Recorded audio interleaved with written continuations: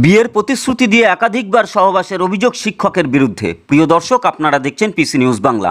বিয়ের প্রতিশ্রুতি দিয়ে সহবাসের অভিযোগ উঠল এক সরকারি স্কুল শিক্ষকের বিরুদ্ধে। অভিযোগের ভিত্তিতে অভিযুক্ত শিক্ষক ৪৫ বছর বয়সী সঞ্জয় কুমার গাইনকে গ্রেপ্তার করে নিউ জলপাইগুড়ি থানার পুলিশ। ধৃত সঞ্জয় পূর্ব ধনতলা এলাকার বাসিন্দা এবং নারায়ণজোত এসপি প্রাইমারি স্কুলে কর্মরত তিনি। জানা গিয়েছে অভিযুক্ত স্কুল শিক্ষক বিবাহিত এবং তার সন্তানও রয়েছে।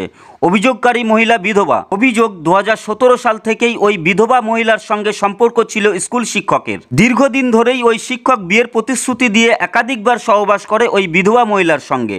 তবে যখন ওই মহিলা শিক্ষককে বিয়ের কথা বলেন তখন অভিযুক্ত শিক্ষক বেঁকে বসে। এরপরেই এদিন বিকেলে নিউ জলপাইগুড়ি থানায় ধর্ষণের অভিযোগ করেন ওই মহিলা। এরপর অভিযোগের ভিত্তিতে সঞ্জয় কুমার গাইনকে গ্রেপ্তার করে পুলিশ। তবে সমস্ত অভিযোগ অস্বীকার করেন ধৃত শিক্ষক। সম্পূর্ণ ঘটনার তদন্ত শুরু করেছে police. Bureau report, PC news Bangla. Government জবে করি তাই এই সুযোগটা ওরা পেয়েছে। যে স্কুলে ছিলাম ও অ্যালিগেশন করেছে আমাকে, আমি বিয়ের প্রপোজাল দিয়েছি। ওকে বলেন তো আমাকে বিয়ে করবে নাকি?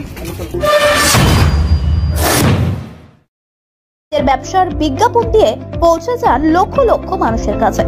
কম খরচে ডিজিটাল মাধ্যমে বিজ্ঞাপন দিয়ে নিজের ব্যবসাকে বাড়িয়ে তোলো। পিসি নিউজ বাংলা এই খবরটি ভালো লাগলে অবশ্যই লাইক এবং শেয়ার করবেন। এছাড়াও পিসি নিউজ বাংলার যে কোনো খবর সবার আগে পাওয়ার জন্য লাইক করুন আমাদের।